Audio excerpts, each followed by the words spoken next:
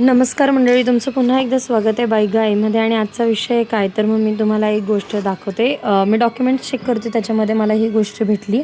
हे माझं appointment letter आहे 2018चं एप्रिल, म्हणजे ह्याच्या मार्चमध्ये मी एक्झाम दिली होती. माझा रिझल्ट 12वीचा नव्हता आला. माझ्या 11वीच्या रिझल्टवर ॲक्च्युली मी गेले होते ह्या फर्ममध्ये, रॅडिकल सर्व्हिसेस तुम्हाला इथे दिसू शकतं. रॅडिकल सर्व्हिसेस होती, इन्शुरन्स फर्म होती. तिकडे मी गेले होते बॅक ऑफिसच्या कामाच्या इंटरव्ह्यूसाठी. पण त्यांनी माझ्या इंटरव्ह्यूच्या बेसिसवर मला काय म्हणून हायर केलं तुम्ही वाचू शकता. Appointment letter for the post of counsellor.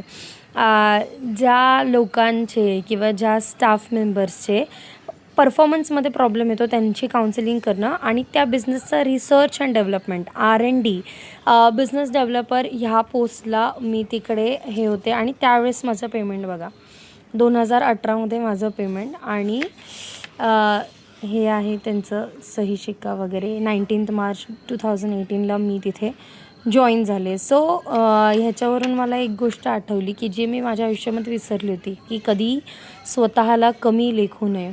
आणि मग त्याच्यानंतर हा माझा हे आहे, त्याच्यानंतरचा CV आहे, म्हणजे रिसेंटली 4 वर्ष आधीचा, 4 का 3 वर्ष आधीचा तर हा CV आहे माझा. 3 वर्ष आधीचा CV आहे. हा CV जो आहे हा कोणी डिझाईन नाही करून दिला. हा CV माझा मी डिझाईन केलेला आहे. कॅनवामध्ये मी हा CV डिझाईन केला आहे. आणि तुम्ही माझ्या एक्सपिरियन्समध्ये बघू शकता. हे बघा, अरुणोदय, त्यानंतर हे 10th आहे, हे 12th आहे, हे माझं फर्स्ट इयरचं म्हणजे ग्रॅज्युएशनचा रिझल्ट आहे. आणि ह्याच्यानंतर मी MBA सुरू नव्हतं केलं, जॉबला बघत होते त्यावेळेस मी हे रॅडिकल सर्व्हिसेसचं टाकलं होतं. आणि जसं माझं ग्रॅज्युएशन पूर्ण झालं त्याच ह्याच्यामध्ये मी स्टॉक टेक्निक्स म्हणून एक कंपनी होती, ती stock techniques company stock market शिकवत होती. आणि मी तिथे ॲज अ टीचर म्हणून हायर झाले होते आणि त्यांच्यासाठी एक फ्रीलान्सिंग प्रोजेक्ट केला होता. आणि मग त्यानंतर आता आपण इथे आहोत. हे बघा, हे त्या रॅडिकल सर्व्हिसेसचं ओरिजिनल सही शिक्क्याचं पेज आहे.